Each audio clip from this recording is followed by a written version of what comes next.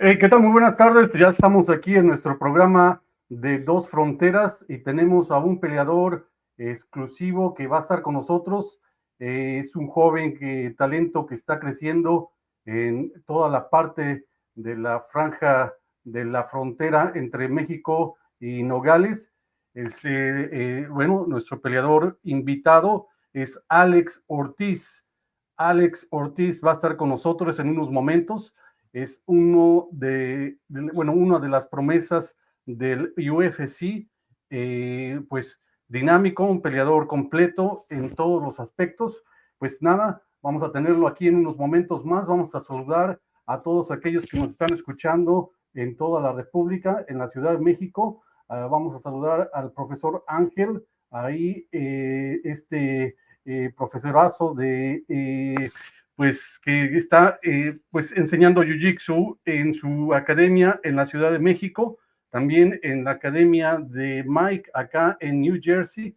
Y bueno, pues saludándolos a todos desde Nueva York. Simon, we are here. We are live already. So we have a special guest today, and his name is Alex Ortiz, El Perro. So he's going to be with us. He's one of the biggest promises for the UFC. Very young guy, very young fighter, 18 years old, and he's already making so much noise everywhere. It's nice for a change to have someone who's young and up and coming. We've had Tony Ortiz, these guys who've trained and fought 20 years ago at the start of mixed martial arts, at the start of the UFC. So it's nice to have someone coming up into the sport now. Hey, yeah, no, that's fantastic. I can even believe, like, he's been training 8 years. He was probably at the age of 10, training in as a wrestling in the high school, and boxing, kickboxing, Muay Thai. I mean, you name it. The whole thing is there, and he now is one of the promises for the UFC, and I hope, like, he's gonna fight on the 16th, November 16th, against one of the other. I think he's invicted. That has like 3 or 4 fights, and this is fascinating. The youngest fighter. There's a fight coming up Saturday the 16th, I think, of August, isn't there? Yes, exactly. He's gonna face Marcos Salcido in the in one of the organizations there in Arizona, in Apex, I guess. And he's very talented. I saw some of his fights, and it's pretty amazing. His wrestling is very sharp, and his timing in boxing. We can have it here soon, but unbelievable that he's already there at the age of 18. I think I haven't even trained at. I was training something else, but never thinking about going professional. Some boxing back then, but at 18, even though I was a bit bigger than welterweight, I wouldn't have wanted to step into the ring with this guy. He's pretty dynamic, he's pretty fast. He looks like, I mean, as you can imagine, someone out of that stable in Arizona, he's a pretty good grappler. I think some of the jiu-jitsu to go with it as well. So he's a pretty frightening guy, but be interested to talk to him there. Yeah, no, it's very interesting, and he's already making so much noise. So he's gonna be with us anytime soon. Yeah, and just one of the things I'm really curious about is the difference for the experience of these guys now, where you've got these ladders. Like the Apex League, out of amateur Muay Thai, amateur kickboxing, amateur mixed martial arts, and there's almost you're talking to people like Tony Ortiz, they, and even Kurt Osiander back in the day, those mixed fights they had were coming from not a lot of experience. They were just being thrown into those. Like I wonder if there's a different experience for these up and coming young guys now. That's something we're gonna find, talking to him about his experience and the trajectory. He's 8 years in the making, pretty much. something that I like about this kid is that the spirit of the Mexican warrior. He's happy to be born in the U.S., but from his family, his dad is from Mexico, his mom is from Mexico too as well. Yeah. And when I talk to him, he seems really standing up for his family. I'm fighting for that sort of a spirit of what Mexicans are really known for. That Yeah, I think again that's something a lot of the other guys, like you last week, have talked to us about. Is the there you go. Here is Ortiz with us. Yeah. What's up? How are you, man? Good, you? Thanks for joining us. Welcome. Just got out of school a little bit ago, so. Yes, we were just talking about how fascinating career you have already. So you have been, you have so many questions, but let me introduce. This is Simon Williams. This is my partner. This is, I'm Shore. And we have Jorge, who actually is in the background hanging out, but has some technical issues, but he's going to be with us soon. But anyway, we are really appreciated to having you, talking to us about your career, man. It's just like, wow, 8 years of fighting already. So we have some questions. We'll go ahead and ask them. So yeah, I mean, it's we've seen some of your videos. Congratulations on the career so far, man. It's Thank you. Well, obviously. Thank you. Did you initially come out of that wrestling background, or was it? We know you've got this great amateur Muay Thai record, this great amateur kickboxing record. Where did it kick off for you? Where did it start? What was the style that got you into this? Yeah, I was wrestling because I started wrestling in around like 7th grade, like middle school. So yeah, and then after wrestling, freshman year, I had like some knee injuries, and then after that, I just got back into MMA, and I just I couldn't like do grappling because of my knee, so I just focused on standing up. So then I just fell in love with like standing up in Muay Thai. So yeah. Yeah, and you've had a couple of surgeries, yeah, with the knee. Is that how is that now? And what was it like pushing through that? How did that go? It was really hard to push through. It just messes with your mind a lot that you can't really like move your leg, or you can't like for active people you can't really like get into it. But I just had that mentality that I'm destined to be great, and this is my destiny to do this. So yeah, I just kept pushing forward and pushing through it. And you've heard some of the stuff that you've done already. You've talked about some of your fighting style, your fighting philosophy, and I know one of the things you talked about is, I guess, when you were young, like fighting as a teenager, as an amateur as well. This is something that's quite important for your later career. Is you've talked about managing your anger, thinking your way into a fight. Can you say something about that? The way. Have there been times in the ring, in the cage already, where you've had that kind of reaction and you've had to manage anger and think about the way you're approaching your opponent? Yeah, at the beginning of my, when I just first started fighting in Muay Thai, just like I think like a couple years ago, like I just barely started fighting, but I'd been like training MMA for like at least 8 years, but I just barely, started fighting Muay Thai. But yeah, I used to be angry, I just had a lot of stuff, like at myself, and it'll just like help me. But like now, like growing up and maturing as a young man, and it just I don't like look at it as anger. I just channel the fear, like all that in you, and I just hard work, and it just pays off.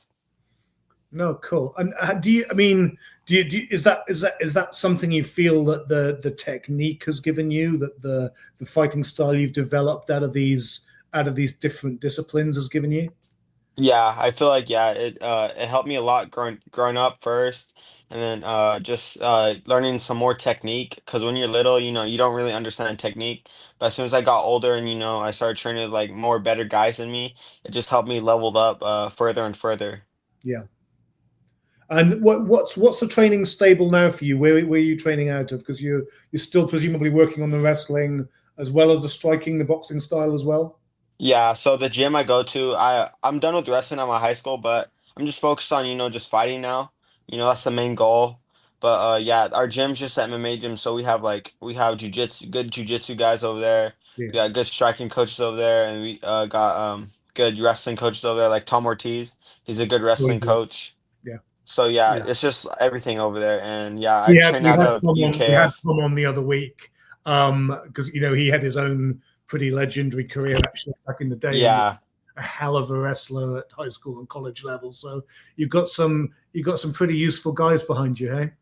Yeah. Oh, this is incredible. Like, can you talk a little bit about this mental preparation that you have? I know Ton Ortiz for fact that he also sort of like impose or help people to have that sort of working out system in a sense of like focusing, or I don't know. Can you talk a little bit about how do they, they prepare you for, mentally speaking? Like, Yeah, I feel like, like they could, like my coaches, they're the best coaches. You could have like the best 10 out of 10, best coaches in the world, but it's how you mentally prepare yourselves. And I know that mentally, I've been through like the knee surgeries that mentally made me tougher, and being a wrestler that mentally made me tougher. So I just know like nothing, like, nothing that could hurt me, because I felt like a lot of pain physically and mentally. So if you just push through that, yeah, you can just do anything you want to. and what is your best technique in terms of wrestling? I saw your double leg attack. It's fascinating. You're kind of like master right there. It Yeah, I seems think it's a double leg. Yeah, the double leg or the single leg. the double leg is the technique that you like it. Yeah. So when you change levels, when you're on top and you change those levels, and you attack in that double leg, you most of the time you got the guy like grab it and lift it and then smash the guy like really hard. So what are your thoughts when you apply that technique, instantly? Yeah, I'm just like, just shoot for the double leg, and if something happens, it happens. Know what I mean? Just go for it. That's what you gotta do in this sport, and in life. You just gotta go for things, Yeah. and you either get it or you don't. What Wow. are there particular techniques you feel that you need to develop? Is it the jiu-jitsu side? Is it the striking side? Is it continuing to develop your wrestling skills? Is there something you're adding to the mix that you feel you're getting better in, or are you just improving all the time?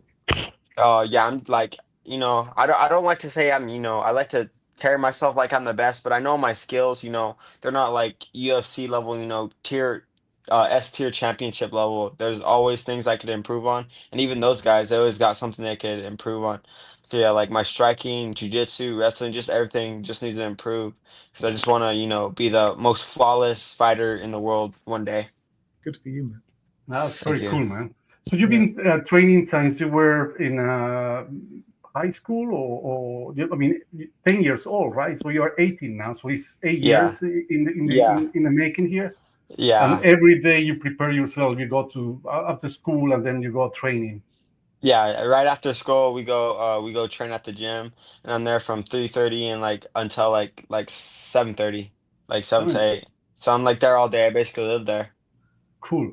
And also you have a really good training partners as well as Yeah. some friends. But those training partners, can you talk about them a little bit? Because some of them are already in the UFC, and that's sort of like that's the path that you want to follow, right? Yeah, yeah, yeah. Like Waldo Cortez, he's fighting up here soon for UFC China. And Okay. yeah, I'm really excited for that. He's been on a tear in the UFC heavyweight division. He's only had one loss, and after that he just went on a longest, I think, UFC heavyweight streak, and like most active heavyweight fighter. So yeah, and then we got guys that are fighting in contender series soon.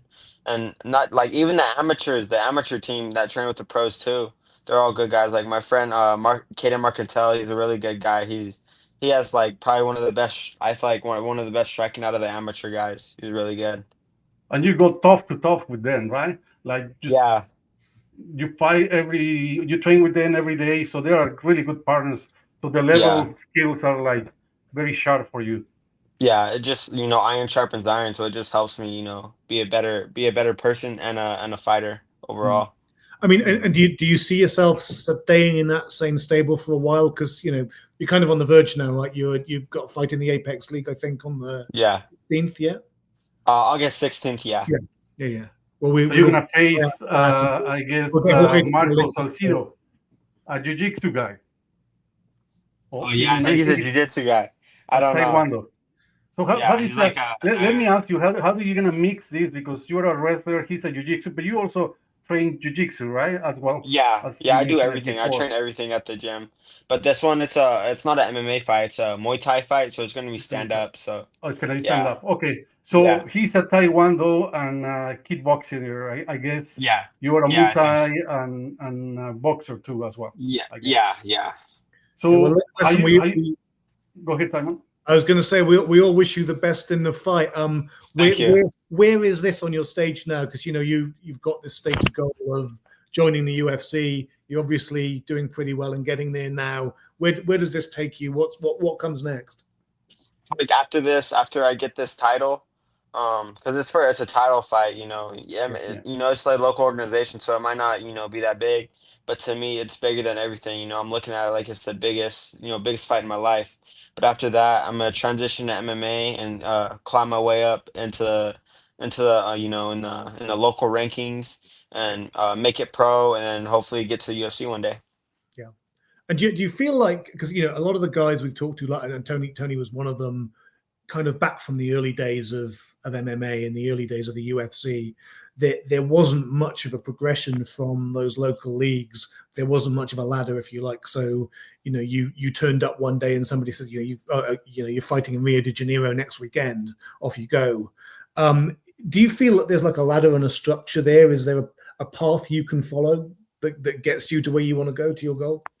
Yeah, I feel like just staying focused and just working hard and dedication and the blood, sweat, and tears, you just keep following that path and anything's possible in your life and you just have faith in yourself and believe in yourself and anything's possible. Yeah. No, cool, man.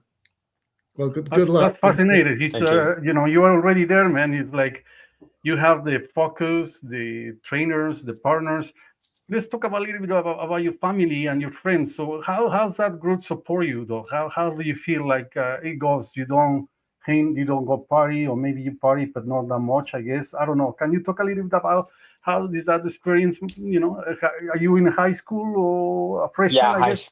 high school. I'm a senior in high school right now, so I'm on my last year in high school. How is it life like hanging out with your friends? Do you party or you don't? I guess No, the, I I don't see I you don't like like big crowds focusing. like that. I don't like being in big crowds like that. I just like staying at the gym, just being a part of that family over there. Okay, so what is the goal? Like I know your mom and dad are your inspiration to Yeah. to achieve your goals, that you want to really one day become the UFC champion, even Yeah. though that it's going to be tough moments, and you already have those flavors, I guess. So talk a little bit about that, inspiration about your mom and dad. They are Mexicans, I would guess, Yeah, right? yeah, yeah. Yeah, my dad, he's Mexican, but he was born. Oh, we lost him a little bit, Simon. That's oh, he's Someone back. was You call someone was just calling faded me, my out there. bad. No, it's My no, That's bad, no. okay. guys. But That's yeah, okay. my dad, he's Mexican. But what was I gonna say? Oh yeah, and he's really hardworking and stuff. And my mom, yeah, just watching them like work really hard and stuff, it just helps me, I see how the time for me.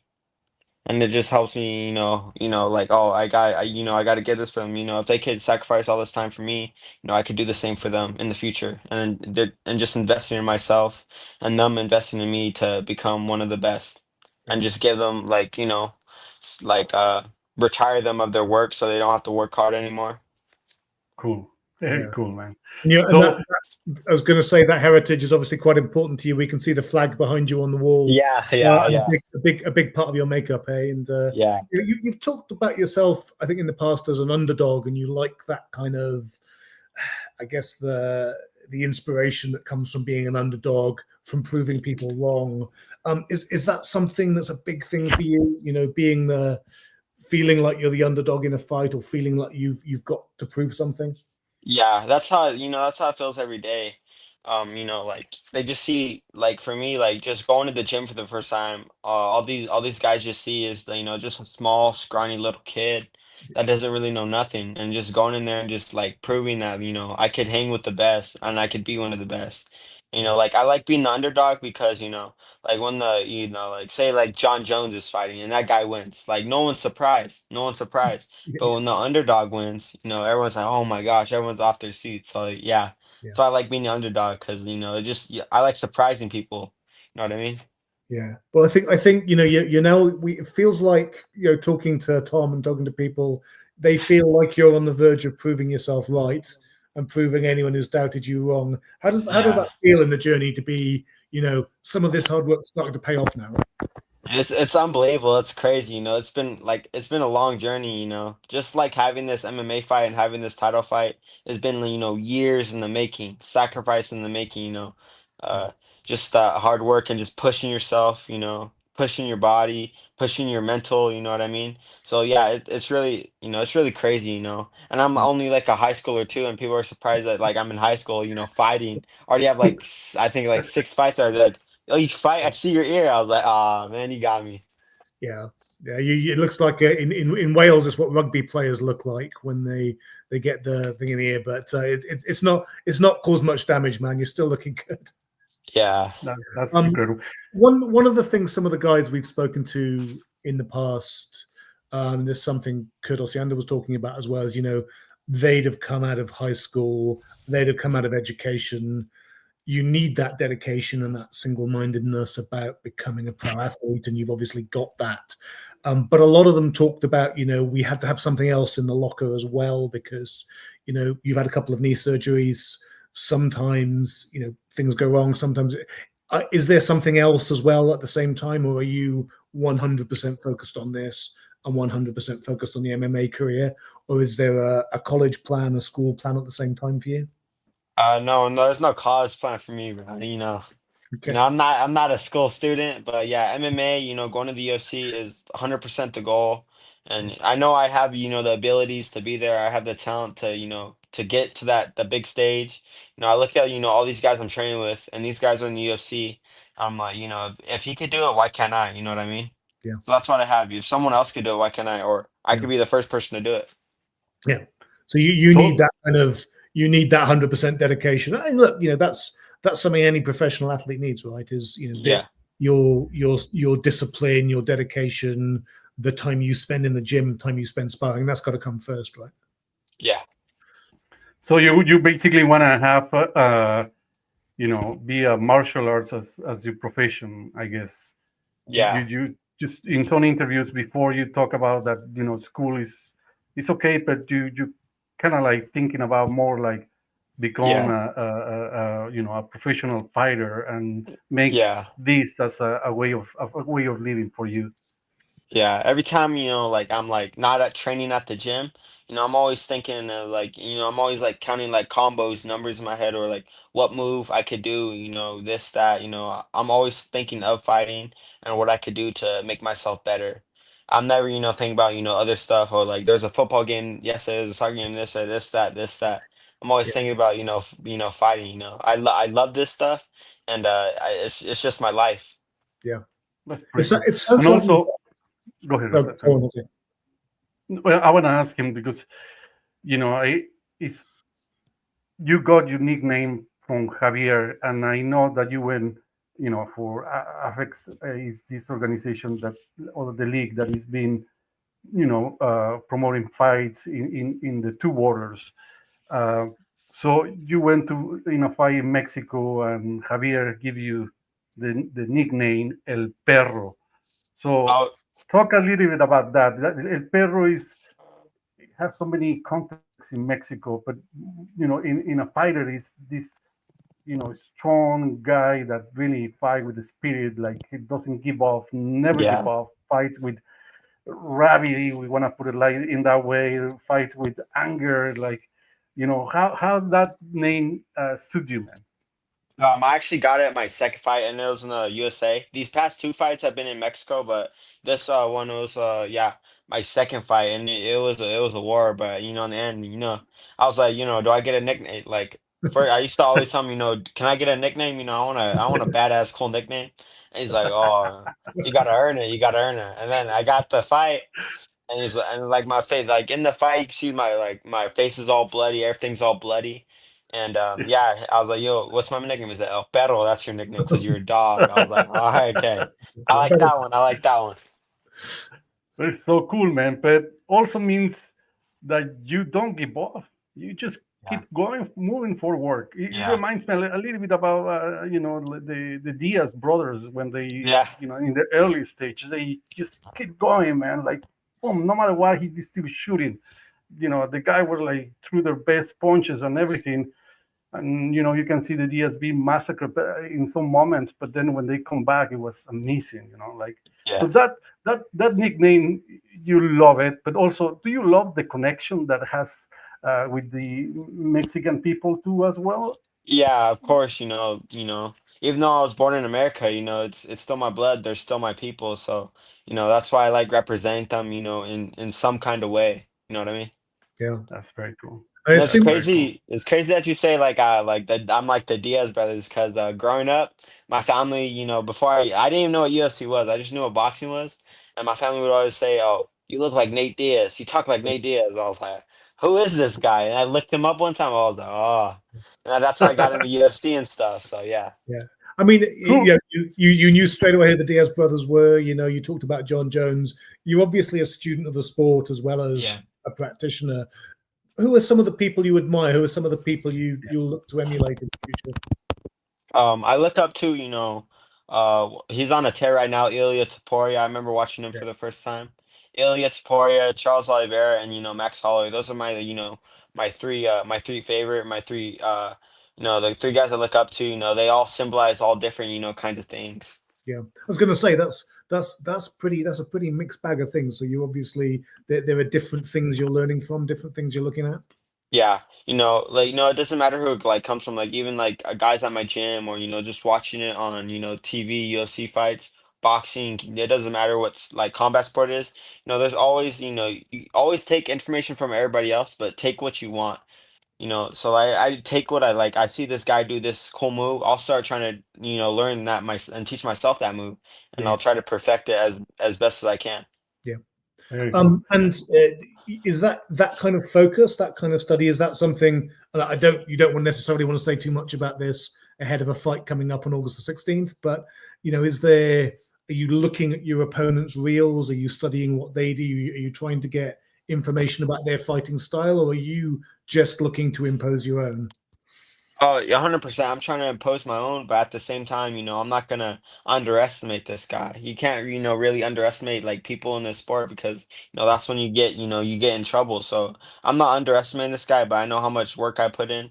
I just know, I'm on a streak right now. So yeah, and I'm always studying all my opponents, just that little move, that little tick they do before they throw one little punch. So yeah.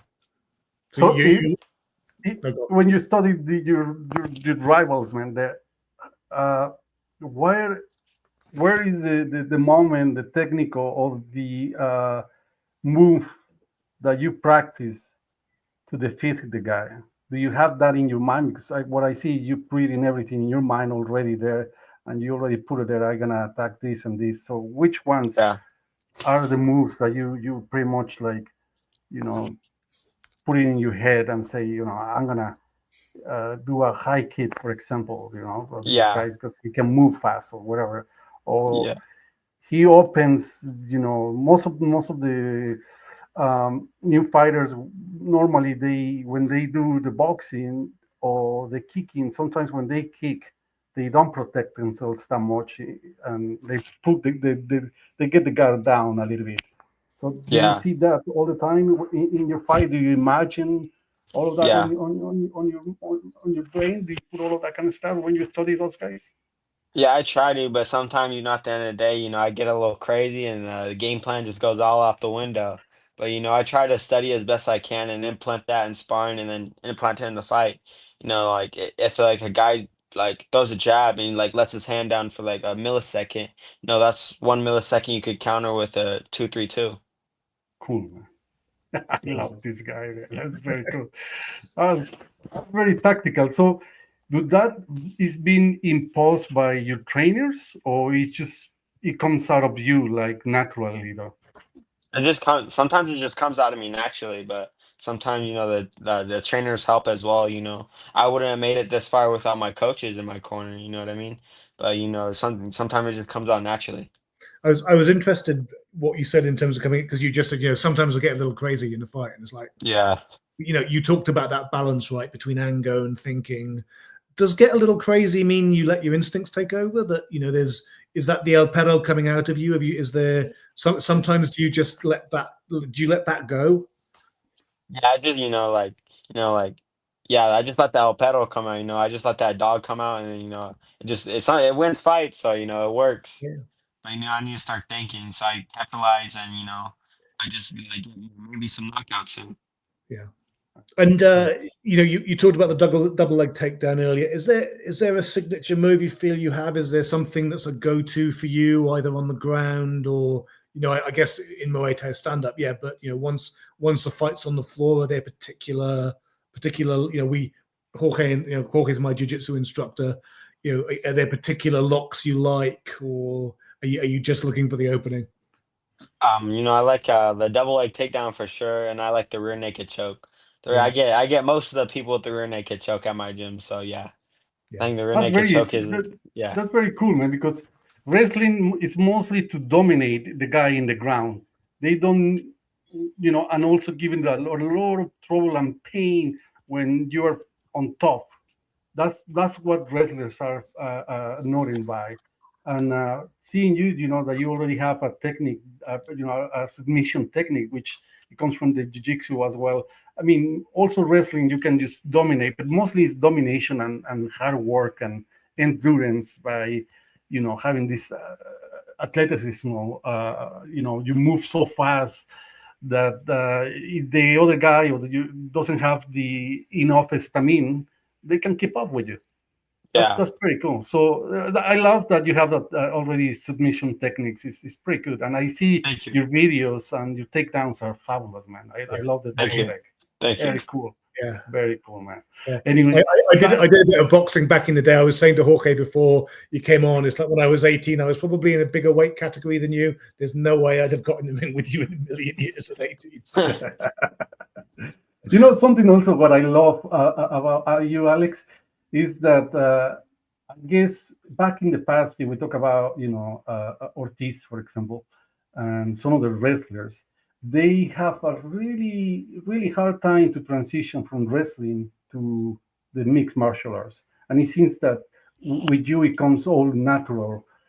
Being in the gym, preparing for your since you were like probably 10 or something, seeing all of that is in your head already. And the transition is how actually you can talk a little bit about that transition. It's a bit hard from being a wrestler to become a kickboxer or boxer. I don't think it's hard at all because like us Mexicans, we love to stand and bang and stuff, so it's not really that hard. Do you already, as a Mexican, have some fights in the streets or in the school, like sometimes. Allegedly. Oh man, that's so incredible. Look, you're on the way to the UFC. Things are going pretty well, but kind of beyond the bright lights, the fame, doing stuff for your family that you talked about, representing, what's really obviously an important heritage to you.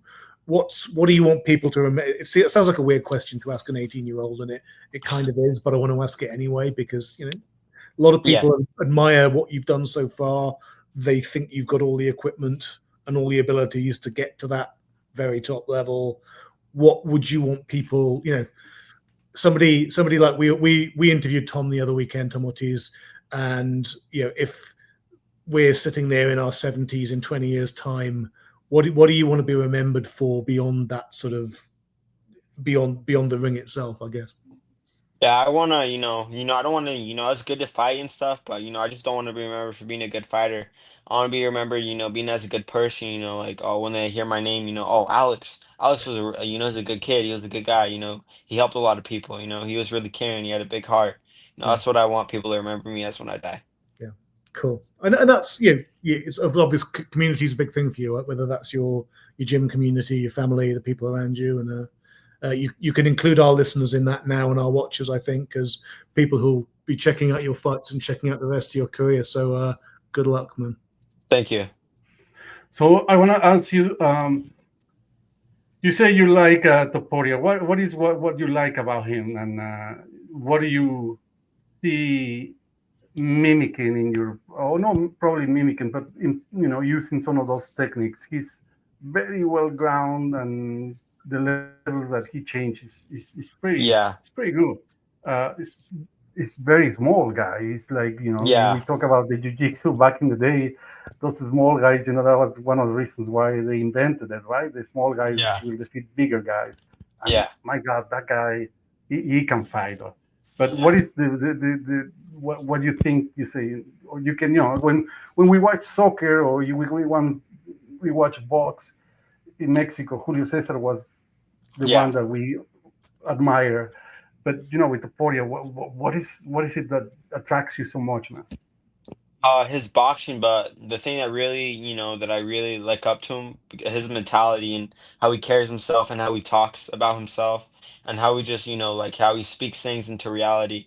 It doesn't, you could do anything as long as you put the hard work and you just believe in yourself and all the dedication. Yeah, that's really interesting. That speaks things into reality, because you've given us an insight into what you want to achieve, and you've stated some of those things before. But is that sort of visualization important to you? That sort of manifesting what you want? So do you think down the line about how you're going to make those things come true? I don't just mean in terms of like the next fight, but are you visualizing how that's going to go for you in the future? Yeah, 100%. I'm always visualizing, what my next move is. I'm always thinking about, what my next move is and how I can make that happen.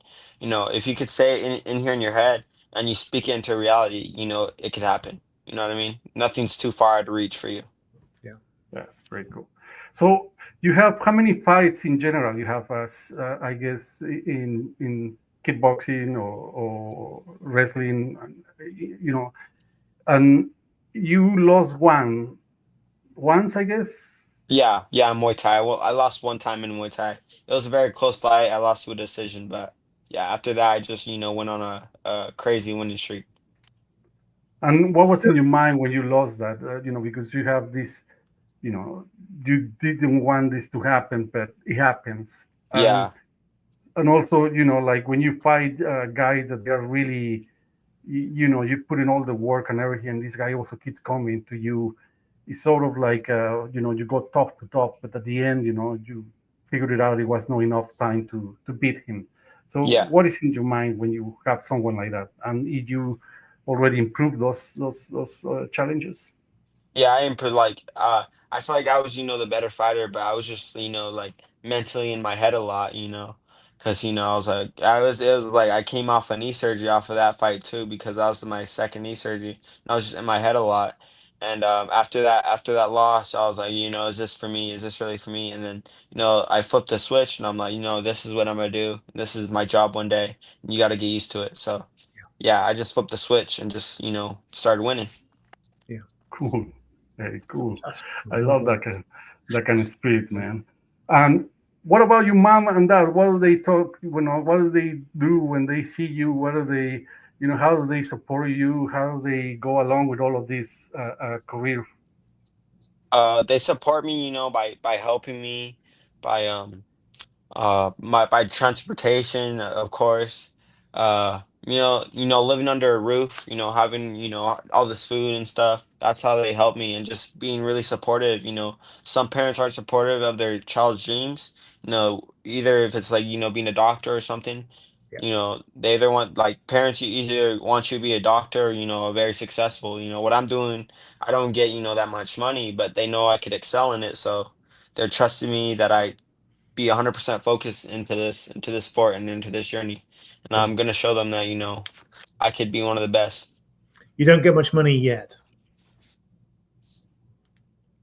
Not yet, not Not yet. yet. I But think you he's will. gonna do that. He's gonna do that. But he's in Uh, the path, man. He's was in there the path. was there ever any pushback from your mum, your parents about not wanting to see their boy fight, or are they happy with that as a choice? They're obviously something they're supportive of, right? But Yeah. was there ever any, we don't want to see you get hurt, we don't want to see you get injured? I mean, my mom's always like, I don't want to see you get hurt because how your fighting style and stuff. But she's like, you love it, chase what you love. You're passionate about this. Chase what you love and don't regret anything. You don't ever want to live in regret. Nice, very Cool. nice, fantastic. Uh, Anyway, this has been great, Alex. Thank you. Hope like I'm really looking forward to see the fight with this guy. I know. I hope you can. I don't know if I can say this, but hopefully you can destroy it and then see you in Yeah. your career in the next couple of years. Hopefully in the UFC, you Yeah. can meet Topuria in some point over there Yeah. Hopefully. and fulfill Hopefully. your destination there and say hi, or I don't know how much you can feel it, Alex. This has been great. Everyone is talking really good about you. I saw your fights, I saw your stand-ups, your pedigree on wrestling is fantastic, man. Thank you. Yeah. I love it. I see We, you like we understand why people are impressed now, having seen the reels, man. Yeah. You're looking good, you're dynamic, you're fast, and you deserve that nickname, as you say. But look, we wish you all the best. We wish you all the best with your career. Come back and chat to us after the next few fights, man, and yes, I got please, you. man. we'd love to I have you got back. you. We would like to having you here when you already reach your goal in the UFC and you keep going there. I would love to see that, man. Thank And you. I Thank can you. see now why you love Topoya. He's very focused on his career too as well, and mental preparation is similar to yours. Also the Brazilian guy. He's one of the nicest guys in the leagues. Yeah. Also, you are looking after a really good people, but also the staff that you work with. A lot of guys behind you. Like Ton Ortiz. Your coach Javier, and the people that you are surrounding are doing excellent job in taking you where you want to be, man. I really see that, and I hope to see you in the future and talk to you about it when you already reach those goals, isn't it, Simon? We will be a Yeah. little bit more older than him, but We will, yeah. We'll be a bit grayer, but Yeah. yes, we'll be checking but back in. We really appreciate your time and talking to us. Thank you. And Thank you. I appreciate really you guys for having appreciate me it. on. Thank you. You wanna add anything or wanna say anything to the people that are listening to us here? So basically, we are transmitting here in New Jersey. Also, we have Jorge in Yucatan that probably didn't show up, but is still behind the scenes, and a lot of people from Mexico, from Guatemala, Central America, including I think Brazil and Spain. They are listening to us, and I want to just say also something to your coach here because I love this, man. Probably you try this. Have you tried this? Oh yeah, those are really The good. I bars, like that. man. Those are the Yeah. best. So Ton Ortiz, no, that's not wherever he is, that's the he best sends flavor us here, dude. the best food, and I think that's what I'm telling you. They are feeding you well, man. This is the bars. You can after your training, you have your chocolate chips bars, your cocoa bar, anything there.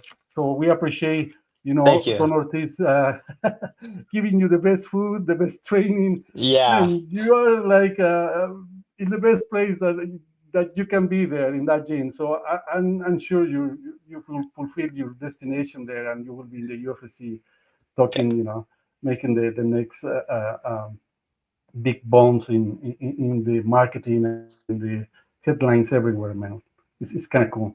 So, Simon, I think we are about to be done. Alex, El Perro, thank you so much for giving us this time, and we really appreciate it. You want to say something to these people that we mentioned before? So, No, go ahead, just man. tune in August 16th. That's gonna be a show for sure. But I know I'm gonna win that fight. But yeah, that's all I gotta say. And I just want to thank. I didn't know I had fans. Like that. I'm still Yeah. like little amateur guy, but I didn't know I had this many people that supported me and stuff. But yeah, I just want to thank everybody for supporting me, and the fan base is just gonna get bigger. It's just gonna grow more. I'm just gonna get bigger and grow more as a fighter, as a person, and just enjoy the journey. Good luck. We'll be Muchísimas in the gracias on a the todos. 16th, man. Good luck. Yes, muchísimas gracias a todos con nosotros. Alex, el perro, Alex Ortiz. Así es que vamos a ver su próxima pelea, señores. Es un peleador fantástico para toda la raza, como dicen allá en México, en la frontera, en todos lados de aquella. Aquí está con nosotros Alex, el perro Ortiz. Y bueno, el próximo campeón. Muchísimas gracias, Alex. Thank you. Hasta Thank luego. you. Have a good one. Have a good one. Yeah, you too. Cheers, guys.